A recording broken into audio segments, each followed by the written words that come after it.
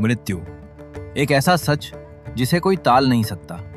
शरीर छोड़ देना अंत नहीं होता, बल्कि आत्मा की असली यात्रा वहीं से शुरू होती है। गरुड़ा पुराण के अनुसार मृत्यु के बाद आत्मा एक अलौकिक यात्रा पर निकलती है, कर्म के साथ, धर्म के सामने। जब इंसान अपना अंतिम सांस लेता है, तब आत्मा धीरे धीरे शरीर से अलग होती है।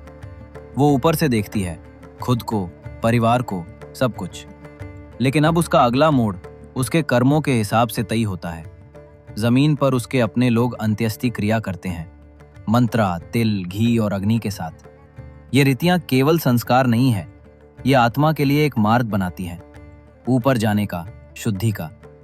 फिर प्रकट होते हैं यमदूत, यमादेव के दूत, भयानक रूप में, लाल आंखों के साथ। पापियों के लिए ये भय के रूप में आते हैं, लेकिन धार्मिक जीवन जीने वालों के लिए ये धर्म के रखवाले होते हैं। अब आत्मा एक लंबी यात्रा पर होती है, ना स्वर्ग ना नरक, एक मध्य लोक, जहां उसके कर्मों के अनुसार रास्ते मिलते हैं, कभी सुखमय कभी कठिन, लेकिन हर कदम कर्म की परछाई होती है। आखिरकार आत्मा पहुंचती है यमराज के दरबार में। यमादेव गुस्से में न्याय के साथ बैठे होते हैं, साथ में होते हैं चित्रगुप्त, जिनके पास होती है आपके जीवन की पूरी कर्म कथा। यहाँ न जात देखी जाती है, न धर्म, केवल कर्म। अगर आपने जीवन में सत्य, अहिंसा और प्रेम का पालन किया हो, तो आपके लिए स्वर्गलोक तैयार है, जहाँ देवता, अप्सराएं और दिव्या सुख आत्मा का स्वागत करते हैं। लेकिन अगर जीवन में पाप अधिक रहा, तो आत्मा जाती है नरक लोक में। यहाँ दुख मिलता है, लेकिन ये सा अनंत नहीं होती। ये एक शुद्धि का दौरा होता है, अगले जन्म से पहले। जजमेंट के बाद होता है पुनर्जन्म।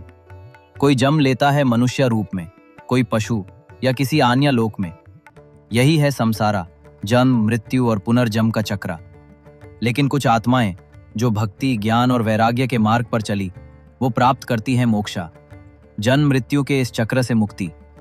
आत्मा फिर कभी लौट कर नहीं आती, वो ब्राह्मण में विलीन हो जाती है। गरुड़ा पुराण हमें याद दिलाता है, मृत्यु कोई अंत नहीं, एक नए आरंभ का दरवाजा है। आत्मा अमर है और जीवन एक अवसर है। इसलिए जियो सच के साथ, प्रेम के साथ, धर्म के साथ।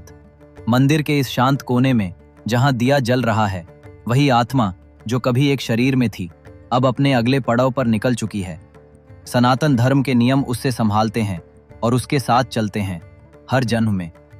यही है आत्मा की यात्रा, गरुड़ा पुराण के अनुसार।